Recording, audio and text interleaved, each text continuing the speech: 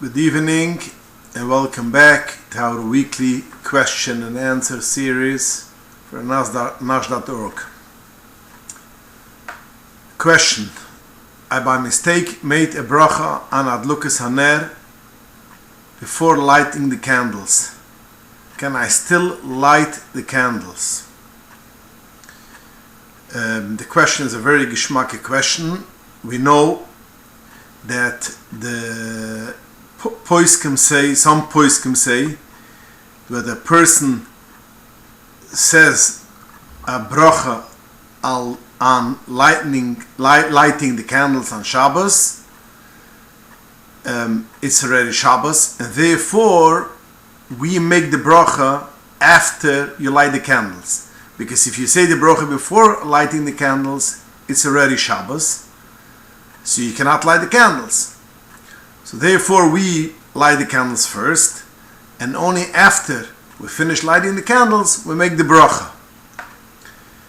So the question is, if a person made a mistake and he made first the bracha, can he still light the candles, or he has to ask someone else to light the candles for him? The answer to this question is like this.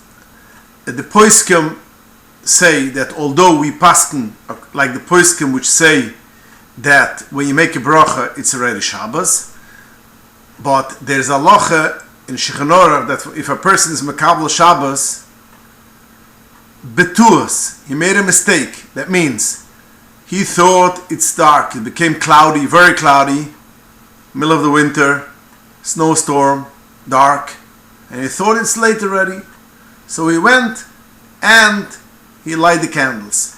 Then he realized that there is already a long time till Shabbos. It's still time. So now he didn't want to be Makabel Shabbos. That's called a Kabbalah Shabbos B'tuz, by mistake, and it's not a Kabbalah Shabbos. So the Torah Sikasiel brings down in Sima Samach Aleph and in his Shiva Sefer that if a lady made the bracha להדליק shel Shabbos before she light the candles, although b'pashtas, once you make the bracha, it is a problem. That means that it's as if you're Kabbalah Shabbos, but since over here was a mistake, so it's a Kabbalah Shabbos by mistake, therefore she could still light the candles afterwards.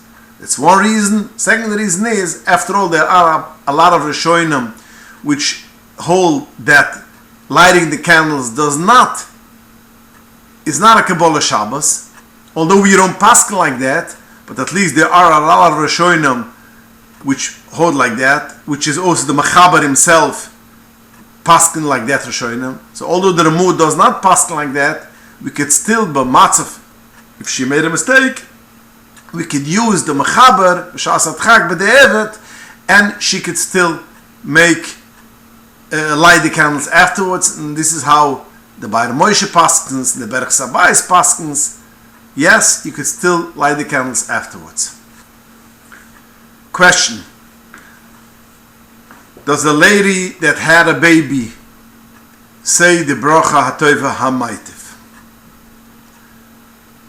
The answer is yes. It's a Fershe Shechinorach in Simar Reish Chuv Gimel Sif Aleph, that if a person had a baby, so the husband makes a bracha ha'tov והמטיב, and also the wife should make a bracha ha'tov והמטיב. And the Bisasa writes that brings it from the Gus Maimenas b'shem Asmak. So to answer your question, yes, if a lady had a baby, she should say the berachas ha'tov והמטיב. Now there is a Toras Chaim which writes that you should not make a bracha, a lady should not make a bracha, but that's not relevant in our times, that we make brachas, women, even though right after the baby they still make brachas, and there's no problem of, since there is bleeding, so therefore a tov והמטיב should also be said. He speaks that the people who do not make a bracha right after having a baby, because they are shafas dam, they should not make a tov והמטיב, but we, the minig, what we do is that we do make brachas even after baby, so therefore, yes, also women make the bracha tov והמטיב. Next question. You mentioned in previous shiurim that granola bar from cooked oats are mezonot. Is there an issue of pas Yisrael? The answer to this is no, it's not a problem. Because although it's baked afterwards, first of all, it's not a dough. In order it should be pas Yisrael, there's criteria, one has to be a dough. And since this is not a dough, and also it does not satisfy a person as a meal, and therefore if a person will eat a lot of granola bars, will not have to make a berches hamuzin, will not have to bench after the meal. So therefore it is not going into the category of food that needs to be pas Yisrael. Question. I forgot to light one of my candles, Shabbos candles, 1 week. Do I need to add on from then on another one every Shabbos?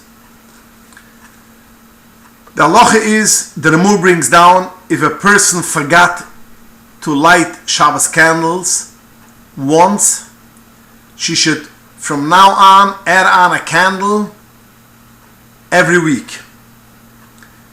That means if she used to light 2 candles, she should light from now on 3 candles. Now, she cannot take the amount of 2 candles. Let's say, for instance, if she light 2 candles from oil, and it's let's say 3 ounces oil, she cannot, and that was for 2 candles, she cannot take the 3 ounces and divide it into 3. She has to add on in the amount of oil, and that means another candle. She has to be from now on every week. Now if she forgot a second time, she will have to add on again. That means every time she will forget, she will from now on have to light 1 more candle.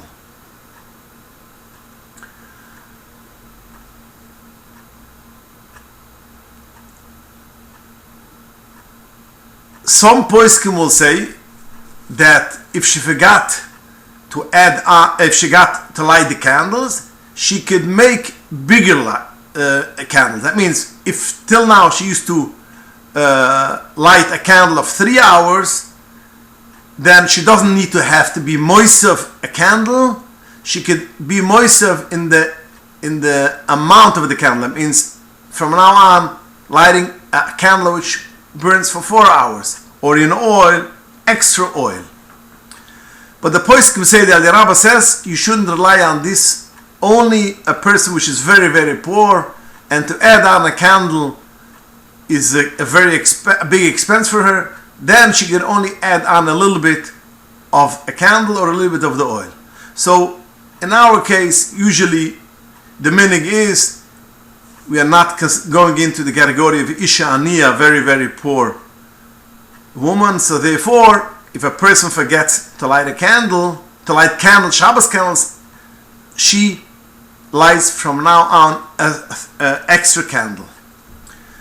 Now, this is if she forgets on Shabbos. What is if she forgets a Yontif to light candles? There's a machlokes of poskim. Some poskim say that Yontif and Shabbos are the same thing, because the knas is that you should add on a candle in order you should from now on remember to light candles. So therefore it's no different Shabbos or Yontif. This is how the Mishnah Luchas paskins, the Oz Nidri paskins, the Sharagamaya paskins, and more poskim. But Rav Osner in his Shiva writes that we only see this thing if a person forgets to light the Shabbos candles, but we don't find this if a person forgets to light the Yontif candles. So therefore, he holds that if you get to light the Yontif candles, you don't need to add on. But L'maisa, the minig Yisrael is that you add on even for Yontif. You could be Michael like the Shaiv Levi and also the Kinyan Torah, but Lamaisa the minig is to add on even if you forgot for Yom Tov. And it's interesting to note that the makar of this halacha is the maril. And the maril does not say Shabbos Yom Tov. It says if a person forgets to light a ner shel mitzvah. So since Yom Tov is also ner shel mitzvah, pashtas from the maril we see like all the poskim which say that even if you get to light the candles on Yom Tov, you still have to add on every week an extra candle. But that's only if you forgot to light candles. That means you forgot. But if you're in a matzav that you could not light, and like the person give a marshal, for instance, she was in Bebeis Hasirim, she was in jail, or other poskim will say also that if she was very ill that she couldn't light a candle, she does not have to add on a candle from now on, only when she forgets. That's bepashtus the das hamugen avruam. If she lighted the candle and it went out right after the shkia, she could not light it again, she does not have to add on another candle, because since she did not forget to light, she lit a candle, it is only happened that it blew out, she does not have to add on a candle. Now let's get to the question of this lady. She did not forget to light candles. She lit the candles Erev Shabbos, but she forgot one of the candles. That means she's used to, for instance, light 6 candles, and she lit 5 candles, and the 6th she did not light. What is the halacha? All the halachas which we mentioned before is if she forgot to light candles at all. She sat down on the couch before Shabbos and she fell asleep. And she awakened when it was already after the shkia. She cannot light candles. But if a person lit candles and she forgot only one candle, what is the halacha over there? This is the question of this lady.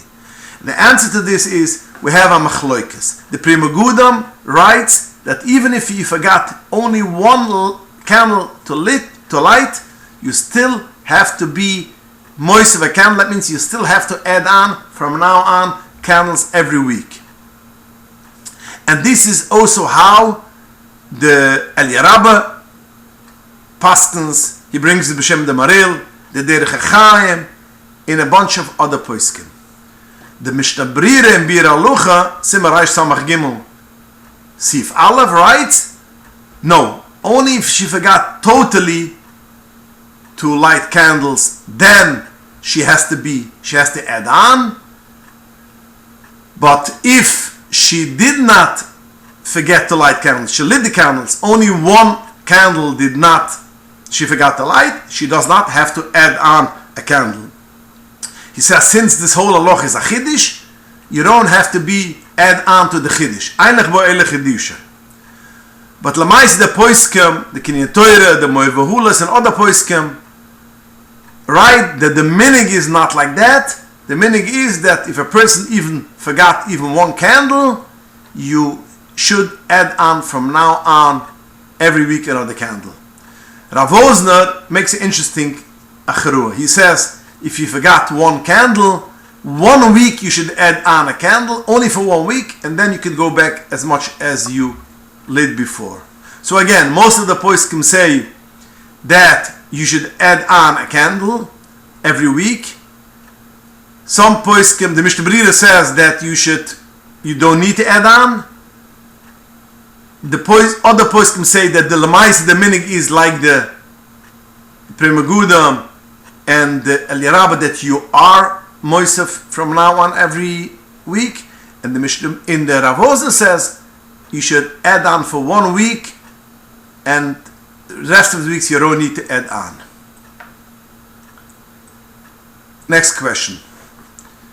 Are women mechiyev to wash mayim achronim? The answer is, there is 2 reasons why you wash mayim achronim. One is the Gemara Darshans of Yisim Kedoshim, Eile mayim achronim, Gemara Mesechtes Brochas, And the second reason is because there was a salt which may, if a person touches it and then he touches his eyes, can get blind. So according to both reasons, it's not a difference between a man or a woman. Both are mechiv to wash mamachroinim. But the moirig tziud, that means that's the emden. The emden writes that if a person did not touch food at all, that means he only used utensils, there's no reason to wash mamachroinim to begin with. So he says, maybe this is the reason why some women in our time, that they don't wash mamachroinim, because they use utensils when they eat the food. So therefore, they don't have to wash mamachroinim. So, going back to your question, there are machiv, women are machiv to wash mamachroinim, but if they did not touch the food at all, they don't need to wash mamachroinim. I think it's very rare, even if you use utensils, that you shouldn't touch the food, especially if you have children, you touch the food of the children. So therefore, women should wash mamachroinim. Question: you mentioned in the previous shiur that there are 3 types of washing the hands over dishes: negelwasser, mamachroinim, and washing for bread. What about washing the hands for bread, or after coming out of the bathroom, or coming out from a cemetery? The answer is, the Indian of Riechru is, you cannot be madama, you cannot compare one Riechru to other Riechru. We see that in a Beisach Akvoras, Chazal say there is a Riechru. And even though there is a Riechru, the Gemara says that a person can eat maser in a Beisach Akvoras. The Gemara dashes v'chalto oise b'chol mukam afilu b'bayis hakvuras. So we see, even though there's a riechru, you can still eat in a bayis hakvuras. You can still eat mas in a bayis hakvuras.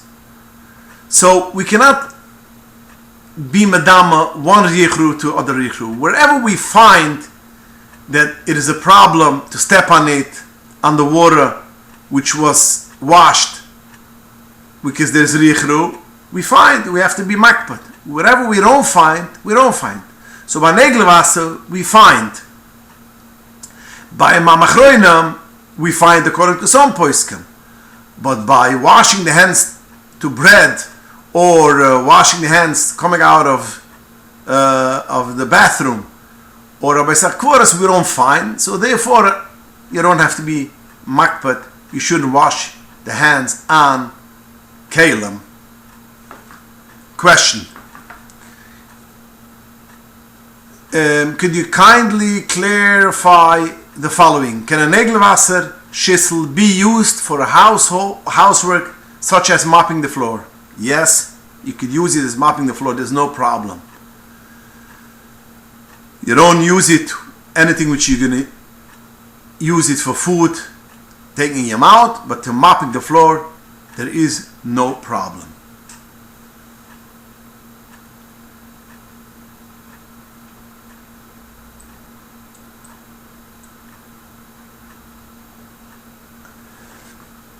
Question: 2 weeks ago you spoke about women who made boire moire aish when their husband already started the bracha of Avdullah. The question is, if she is yoitze from her husband Avdullah, why is she making her own boire moire aish? I don't understand the question, because why is she making boire mina b'suman? She doesn't want to be yoitze the boire moire aish. She doesn't want to be yoitze the boire mina b'suman. Now, she could be yoitze, but she doesn't need to be yoitze. We see a lot of women which are yoitze from their husband kiddush, and still when they drink the kiddush wine after kiddush, they make a bracha boire pri hagufan. And the poskim say, although she's yoitze kiddush from her husband, but she doesn't want to be yoitze the boire pri hagufan.